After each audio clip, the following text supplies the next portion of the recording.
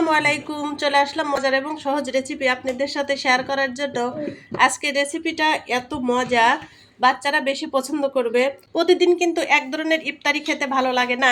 বাচ্চাদের যদি এক একদিন এক একটা তৈরি করে দেওয়া অনেক খুশি হয়, রোজা থাকার আগ্রহটা কিন্তু আরো বেড়ে যায়। চলুন কথা না বলি, চট জলদি এত সুন্দর মজাদার চাউমিনটা কিভাবে কি দিয়ে তৈরি করে ফেললাম সেটা একটু দেখে নেই। চিকেনটা ম্যারিনেট করে নেব। তো আমি এখানে 1 কাপ হবে চিকেন নিয়েছি। এইভাবে টুকরো টুকরো করে কেটে নিয়েছি। 1 চা চামচ আদা পেস্ট, 1 চা চামচ রসুন পেস্ট, সেটা দিয়ে দিলাম। আর এখানে নিয়েছি আধা চা চামচ করে মরিচের গুঁড়া, ধনার গুঁড়া, গরম মশলার গুঁড়া আর পরিমাণ মতো লবণ, আধা চা চামচ গোলমরিচের গুঁড়া, সয়া সস দিয়ে দিচ্ছি। এখন সুন্দর করে একটু মিশিয়ে নেব। আধা চা চামচ সিরকা। আপনাদের হাতের কাছে যদি সিরকাটা না থাকে তাহলে আপনারা লেবুর রসও এখানে ইউজ করতে পারবেন, সমস্যা। আধা ঘন্টার জন্য রেস্টে রেখে দেব। ফিরে আসলাম আধা ঘন্টা পর। আমি এখন এটার ভিতরে 2 টেবিল চামচ কর্নফ্লাওয়ার দিয়ে দিচ্ছি। সুন্দর করে একটু মিশিয়ে নিয়ে এটা তেলে ভেজে নেব। যেহেতু একটু অন্যরকম করে আজকে চাউমিনটা তৈরি করব, এটা খেতে এত মজা হয় আলহামদুলিল্লাহ। দিয়ে দিয়েছি, তেলটা গরম হয়ে গেছে। আমি এখন চিকেনটা দিয়ে দেবো। সুন্দর এভাবে লাল করে ভেজে নিয়েছি, এখন তুলে নেবো। এই যে পরিমাণ মতো তেল দিয়ে দিয়েছি।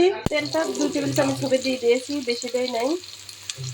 তারপরে দিয়ে দিচ্ছি ক্যাপসিকাম আর 2টা কাঁচামরিচের ফালি। দিয়ে দিচ্ছি 1টা গাজর কুচি, সবজির জন্য পরিমাণ মতো লবণ। এখন সবজিগুলো সুন্দর করে একটু ছোটো করে নেব। সাইড করে দিয়ে এখানে একটা ডিম দিয়ে দিচ্ছি।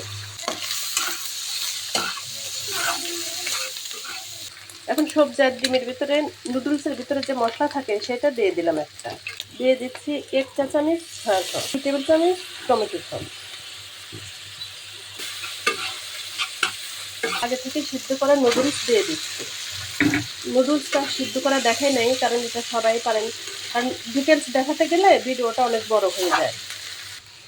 আর একটা নুডলসের মশলা দিয়ে দিচ্ছি। আমি এখানে 2 প্যাকেট নুডলস দিয়েছি, এটা কিন্তু স্টিক নুডলসে ওইগুলা। আর একটা দিয়ে দিচ্ছি ম্যাগি মশলা, মিশিয়ে নেব। এই যে সুন্দর হয়ে গেছে। এখন ভেজে রাখা চিকেনটা দিয়ে দিচ্ছি। যে সুন্দর হয়ে গিয়েছে, এখন নামিয়ে নিই। আমার এই চাউমিনের রেসিপিটা যদি আপনাদের কাছে ভালো লেগে থাকে তাহলে আমার ভিডিওতে একটা লাইক দিয়ে ভিডিওটা শেয়ার করে দিবেন। তো আজকের মতো বিদায় নিচ্ছি। আবার কোনো একটা সহজ রেসিপি আপনাদের সাথে শেয়ার করার জন্য চলে আসবো। আপনারা সবাই অনেক ভালো থাকেন, আল্লাহ আমাদেরকেও ভালো রাখুক। আল্লাহ হাফেজ, আসসালামু আলাইকুম।